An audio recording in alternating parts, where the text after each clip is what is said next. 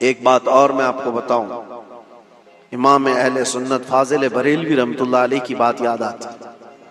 رمضان المبارکہ میں اعتکاف میں تھے، مسجد میں اعتکاف میں بیٹھے ہوتے اور افطاری کے فوراً بعد آپ کو پان کھانے کی عادت تھی، اور گھر سے جو کھانا لاتا لے جاتا تھا تو وہ 10-12 سال کا ایک بچہ تھا۔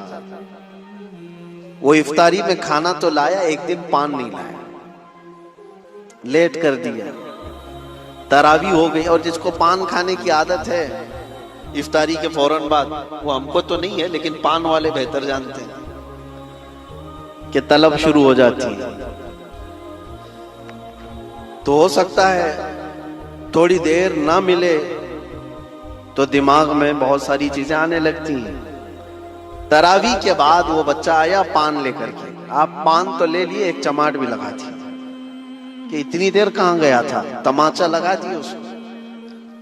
یہ تو گھر میں چلتا رہتا ہے، کیا ہم اپنے بچوں کو نہیں مارتے؟ کوئی اگر تاخیر کیا یا کوئی چیز ہوئی تو ڈانٹ ڈپٹ یا تھوڑا سا مارنا، یہ تو نارمل چیز ہے، چلتی ہے۔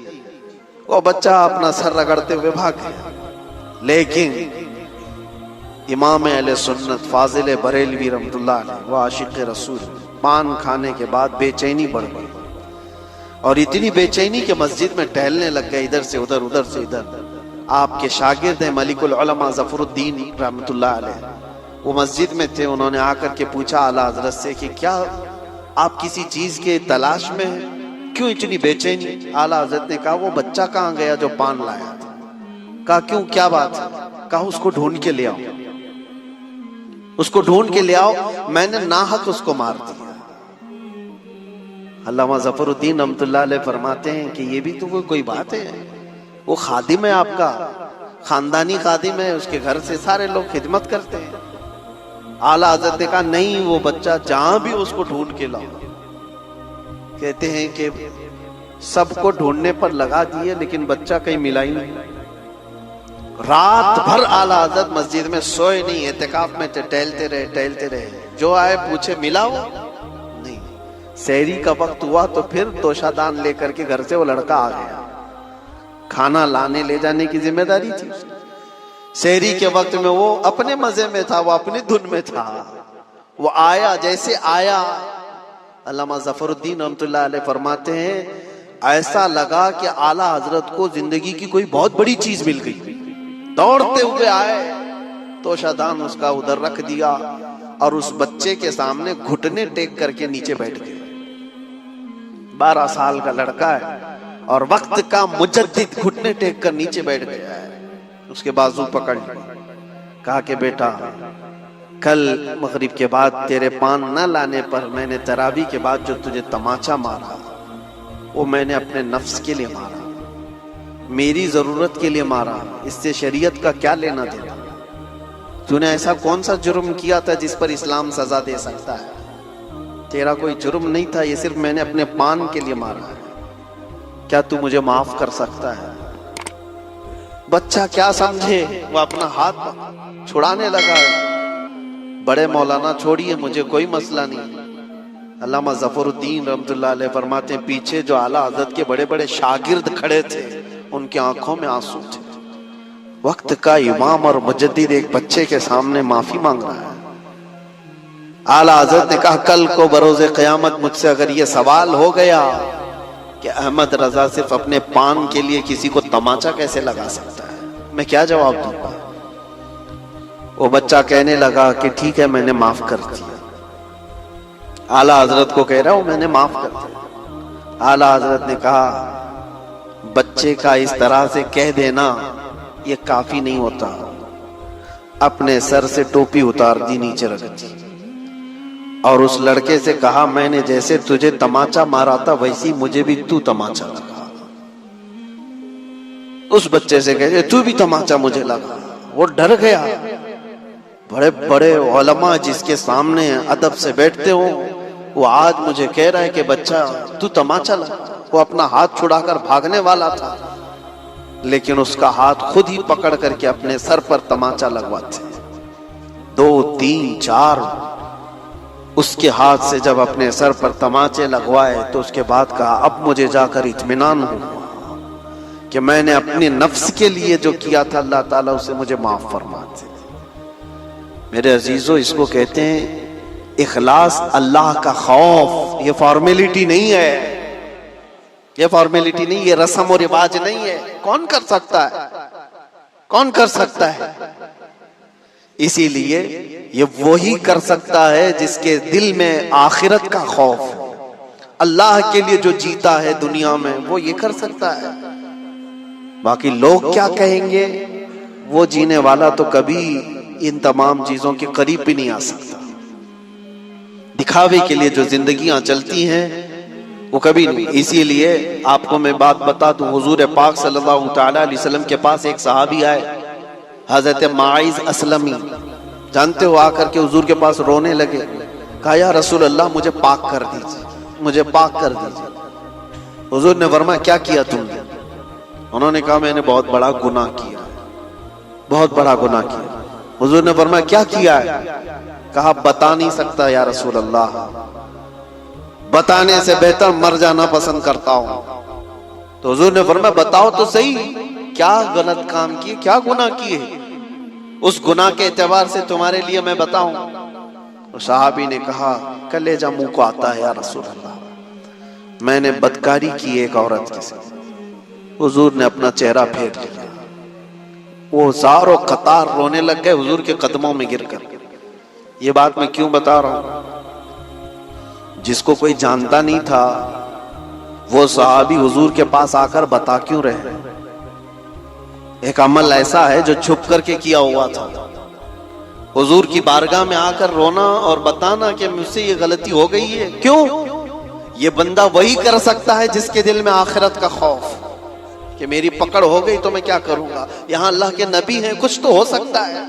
انہوں نے یہ نہیں دیکھا کہ لوگ مجھے اب کیا کہیں گے، حضور کے دربار میں اقرار جرم کر رہے ہو، یہ نہیں دیکھا کہ لوگ اب مجھے کیا کہیں گے، بلکہ حضور نے جیسے ہی اپنا چہرہ پھیر لیا، ہزار و قطار روتے ہوئے کہنے لگے یا رسول اللہ اگر آپ نے چہرہ پھیر لیا تو پھر میں کس کے دربار میں جاؤں گا، میں کہاں جاؤں گا اپنا چہرہ دکھانے کے لیے، تجھ سے جو منہ چھپاؤں تو کروں کس کے سامنے، کیا کسی اور سے توقع نظر کی ہے؟ اسی کو اعلیٰ حضرت نے اپنے اشعار میں کہا تھا یا رسول اللہ بد ہیں تو آپ کے، بھلے ہیں تو آپ کے، ٹکڑوں پہ یہیں کے پلے ہیں، رخ کدھر کریں، یہیں کے ٹکڑوں سے پلے ہیں، اپنا چہرہ پھر کدھر لے جائیں۔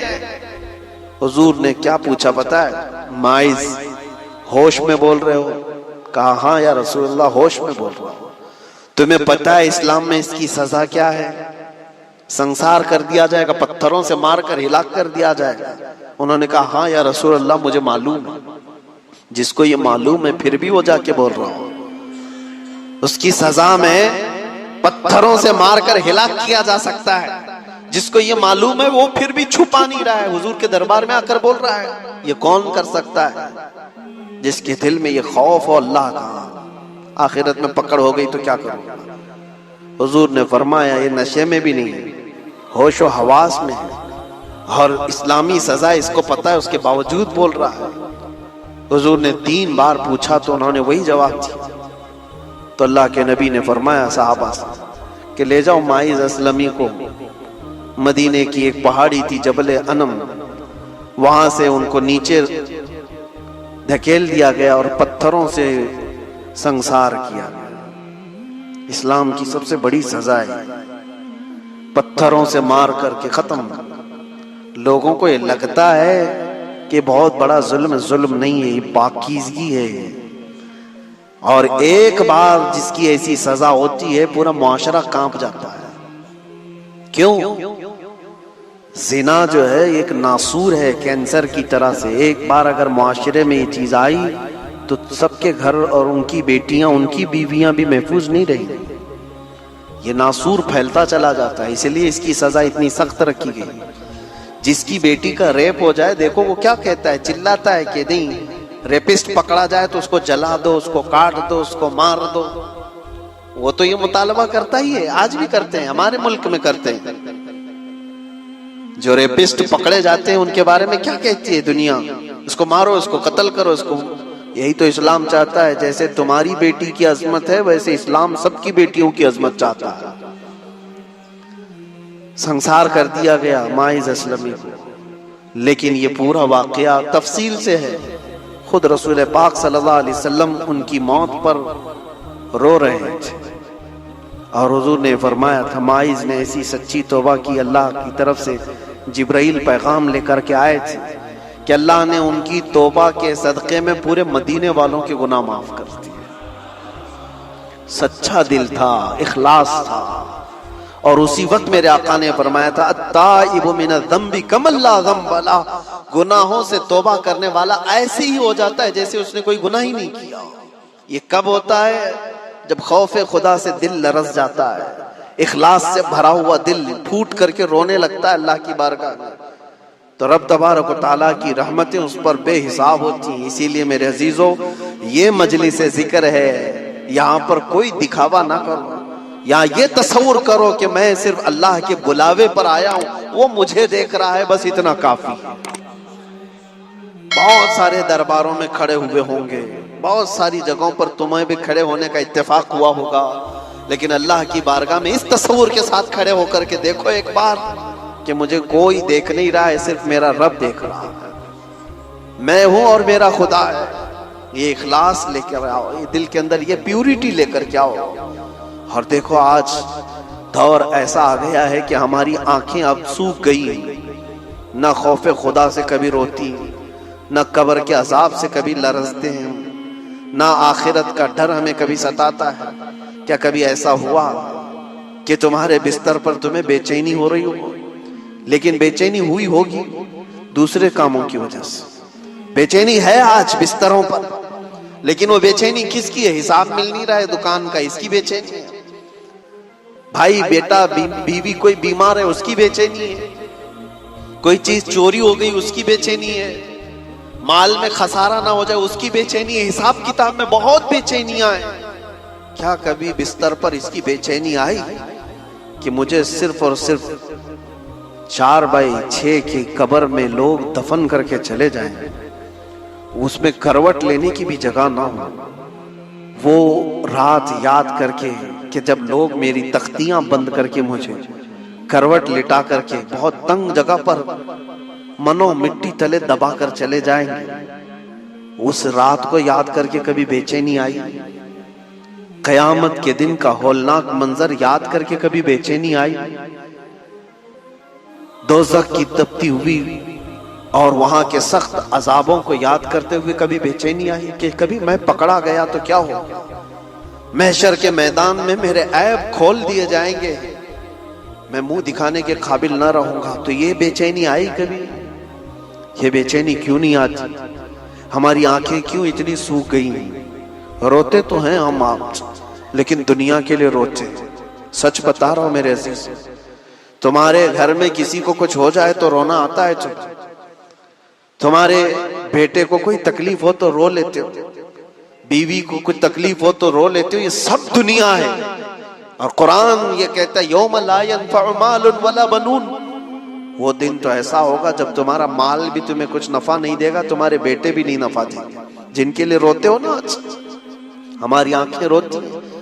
میں نے دیکھا ہے کئی لوگوں کو بزنس میں بہت بڑا خسارہ ہو گیا ہے تو بے چین ہو کر رونے لگ گئے، کنارہ ہو گئے۔ ان کی بے چینی ایسی ہے کہ دل تھمتا نہیں ہے نقصانوں کو یاد کر کے۔ تم جس نقصان پہ رو رہے ہو، اور میرا مولا فرماتا ہے یہ تمہارے کسی کام میں نفع نہیں دے گا قیامت کے دن۔ اور جس بیٹے کے لیے تم رو رہے ہو، بیٹے کے متعلق تو حدیثوں میں ملتا ہے یہ تمہیں پہچاننے سے بھی منع کر دے گا، پہچاننے سے بھی منع کر دے گا اور اپنا دامن چھڑائے گا۔ تم جہنم میں جا رہے ہو، باپ جاؤ، تمہاری نحوست مجھے نہیں چاہیے۔ یہاں تو وہ قیامت والا منظر تو ابھی دنیا میں دیکھنے کو مل رہا ہے۔ یہاں تو بیٹے زندگی میں ہی باپ سے دامن چھڑاتے ہوئے بھاگ رہے ہیں، وہاں کیا ہونے والا ہے؟ دنیا کے لیے ہماری آنکھیں روتی رہی۔ یہ سب باتیں اس لیے میں عرض کر رہا ہوں کہ ہماری بے چینی دنیا کے لیے، ہمارا رونا دنیا کے لیے، جس کی وجہ سے دل ہمارا سخت ہو گیا، دل سخت ہو گیا۔ اور اسی وجہ سے اتنی ہزاروں تقریریں، ہزاروں مجلسیں کسی کے کام نہیں آتی، ہماری دعائیں کیوں نہیں جا رہی؟ فلسطین کے لیے روتے ہیں ہم، دعائیں کرتے ہیں، ہماری دعائیں کیوں نہیں جا رہی؟ اجتماعی طور پر لوگ دعائیں کرتے ہیں۔ اخلاص پیدا کرو میرے عزیز، اخلاص پیدا کرو۔ بہت رو لیا ہم نے دنیا کے لیے، لیکن کیا تم نے کبھی یہ چیز سنی ہے حدیث پاک میں؟ میرے مصطفیٰ کریم صلی اللہ تعالی علیہ وسلم کے پاس کوئی دنیا نہیں تھی، ایک مشکیزہ، کھجور کے چھال کا بسترا، ہاتھ کا تکیہ۔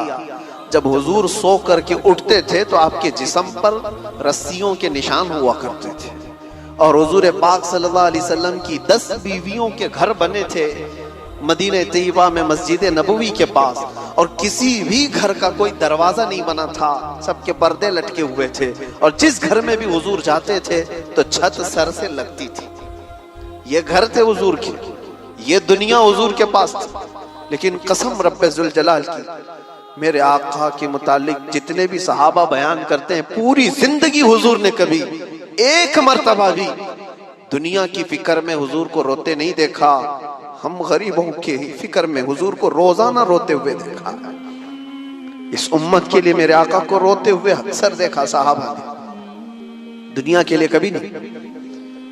اور جس رسول پاک صلی اللہ تعالی علیہ وسلم نے رات رات بھر اس گنہگار امت کے لیے روئے، آج امت کا یہ حال ہے کہ اس نبی کو یاد کرنے کے لیے ہم نے تو دن مقرر کر کے رکھے، میلاد میں یاد کر لیں، ہم نے تو دن مقرر کر کے رکھے ہوئے۔ کیا یہ امت کی طرف سے یہ صلہ ہو سکتا ہے؟ روزانہ دن اور رات کے 24 گھنٹے بھی اس نبی کو یاد کرو تو کم ہے ہمارے لیے، ان کا احسان ہے۔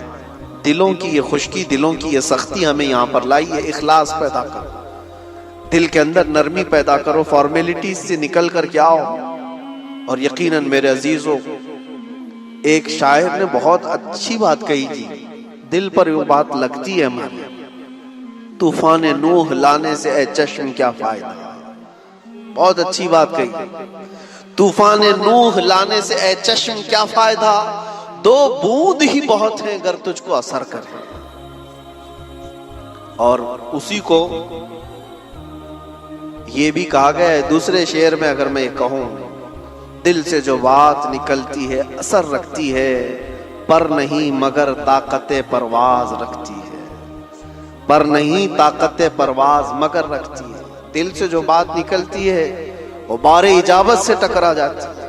آپ کو پتہ ہے ایک صحابی تھے، اللہ تبارک و تعالیٰ کے محبوب کیسے ہوتے ہیں، وہ دل سے اللہ تعالیٰ کو چاہنے والے ایسے صحابی، حضور پاک صلی اللہ تعالیٰ علیہ وسلم کی بارگاہ میں ایسے ملازمت کے ساتھ رہتے تھے، سب کچھ چھوڑ دیا تھا، عیش عشرت کوئی چیز نہیں تھی، خالص اللہ کی محبت۔ لیکن اتفاق ایسا ہوا ان کے ساتھ کہ ان کی بہن کا کسی دوسرے خاندان کے ساتھ کچھ جھگڑا ہو گیا، لڑائی ہو گئی، ان کی بہن نے سامنے والے کو کچھ مارا تو اس کے دانت ٹوٹ گئے، اور بدلے میں دانت کے بدلے دانت۔ وہ خاندان والے حضور کے پاس آئے فیصلہ کروانے کے لیے، یا رسول اللہ صلی اللہ علیہ وسلم، ان کی بہن نے ہمارے گھر میں ہماری بہن کو مارا ہے جس سے دانت ٹوٹ گئے، کیا ہونا چاہیے؟ تو حضور پاک صلی اللہ تعالی علیہ وسلم نے فرمایا کیا ایسا ہوا ہے؟ کہا تو پھر بدلے میں تو یہ ہو سکتا ہے کہ ان کے گھر والے ان کی بہن کے دانت توڑ دیں گے۔ اس صحابی نے جوش میں آ کر کیا کہا پتہ ہے؟ اللہ کی قسم میری بہن کے دانت نہیں ٹوٹیں گے۔ کیا کہا؟ اللہ کی قسم میری بہن کے دانت نہیں ٹوٹیں گے۔ کیا کس یقین کے ساتھ اللہ کی قسم کہہ رہے ہو؟ یہ اسلام کا قانون ہے، اللہ کی قسم میری بہن کے دانت نہیں ٹوٹیں گے۔ وہ اٹھ کر کے چلے گئے، کیونکہ دل کے اندر ایسا جوش تھا جس میں بول دیا انہوں نے۔ بعد میں لوگوں نے ان کو سمجھایا کہ اللہ کی قسم کھا کر کے تم کہہ رہے ہو، کیا اسلام کے خلاف جاؤ گے؟ اسلام کے خلاف جاؤ گے؟ قانون کے خلاف جاؤ گے؟ کہا نہیں نہیں نہیں، لیکن میرے دل سے نکل گئی بات۔ ہوا اتفاق کہ وہ دوسرے خاندان والے آئے حضور کے پاس، آ کر کے انہوں نے کہا یا رسول اللہ صلی اللہ علیہ وسلم، ہم بدلہ نہیں چاہتے، کچھ فدیہ دے کر کے ان کو چھوڑ دینا چاہتے۔ سامنے والے خود راضی ہو کر کے آئے، وہ آئے اور ان سے کہا کہ نہیں، ہم بدلے میں دانت نہیں توڑیں گے، کچھ فدیہ لے کر کے، کچھ دیت لے کر کے چھوڑ دینا چاہتے ہیں۔ یہ صحابی خوش ہو گئے، حضور کے پاس جبرائیل امین آئے، یہ واقعہ کیوں ہوا تھا؟ اس پر حضور پاک صلی اللہ علیہ وسلم نے ایک بات فرمائی جو بخاری شریف میں موجود ہے۔ اللہ کے نبی فرماتے ہیں کچھ بندے ایسے ہیں بکھرے بالوں والے، پرا گندہ چہرے والے، دھول میں اٹھے ہوئے، لیکن اگر وہ اللہ کی قسم کر دیں کسی چیز پر تو اللہ ان کی قسم پوری کر دیتا ہے۔ لو اقسموا علی اللہ لابر، اگر وہ اللہ کو قسم دے دیں کسی بات کی، اللہ ان کی قسم کی لاج رکھتا ہے، ان کی قسم پوری کر دیتا ہے۔ یہ کون لوگ ہیں؟ یہ وہ اخلاص کے بادشاہ ہیں، خالص رب کے لیے جیتے ہیں، اللہ کے لیے جیتے ہیں۔ اور اسی لیے میرے آقا نے فرمایا من کان للہ کان اللہ لہ، جو اللہ کا ہو جاتا ہے اللہ اس کا ہو جاتا ہے۔ بس اس طرح کی زندگی پر اپنے آپ کو لے آؤ، دنیا کے سارے جھمیلوں سے اپنے آپ کو نکالو، اللہ کے ہو جاؤ، اپنے آپ کو اس کی طرف اس کے حوالے کر دو، پھر دیکھو۔ یہ بھی بات کسی شاعر نے سچ ہی کہا ہے، خود ہی کو کر بلند اتنا کہ ہر تقدیر سے پہلے خدا بندے سے خود پوچھے بتا تیری رضا کیا ہے۔